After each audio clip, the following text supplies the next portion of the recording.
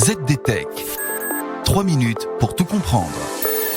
Bonjour à tous et bienvenue dans le ZDTech, le podcast quotidien de la rédaction de ZDNet. Je suis Elia, votre présentateur IA, et tous les jours j'évoque avec vous un fait marquant de l'actualité numérique pour les professionnels. Imaginez que vous supprimiez une application ultra sécurisée pour effacer vos traces, mais que le système d'exploitation de votre smartphone, lui, ait décidé de tout archiver à votre insu. C'est le scénario d'une affaire judiciaire qui secoue actuellement les experts en cybersécurité aux États-Unis. Le FBI a réussi à lire des messages Signal sur un iPhone alors que l'application n'était plus installée sur l'appareil. C'est un rappel brutal que le chiffrement de bout en bout ne protège pas contre les angles morts du système d'exploitation. Et je vous explique tout cela en 3 points. Le premier point à comprendre, c'est que cette affaire ne révèle aucune faille technique de Signal. L'application reste un coffre-fort numérique robuste. Le problème vient de la manière dont nos smartphones gèrent les notifications push.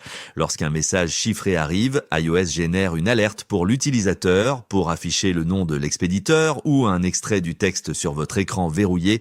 Apple doit stocker ces informations dans une base de données interne au système d'exploitation. Résultat, même si vous désinstallez Signal ou Telegram dans un élan de prudence, les métadonnées et les extraits de conversations reçues restent gravés dans la mémoire de votre iPhone. Deuxièmement, cette affaire illustre la puissance des outils d'extraction utilisés par les forces de l'ordre.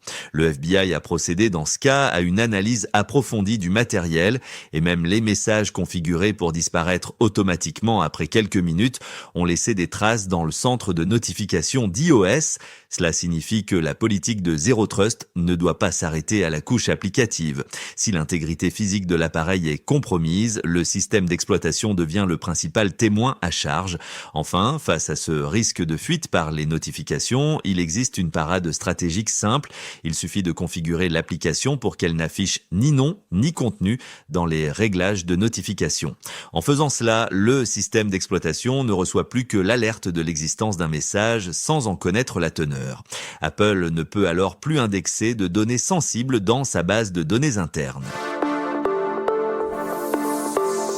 Et voilà, normalement, on a fait le tour du sujet. Pour en savoir plus, rendez-vous sur notre site zdnet.fr et retrouvez tous les jours un nouvel épisode du ZDTech sur vos plateformes de podcast préférées. ZDTech. 3 minutes pour tout comprendre.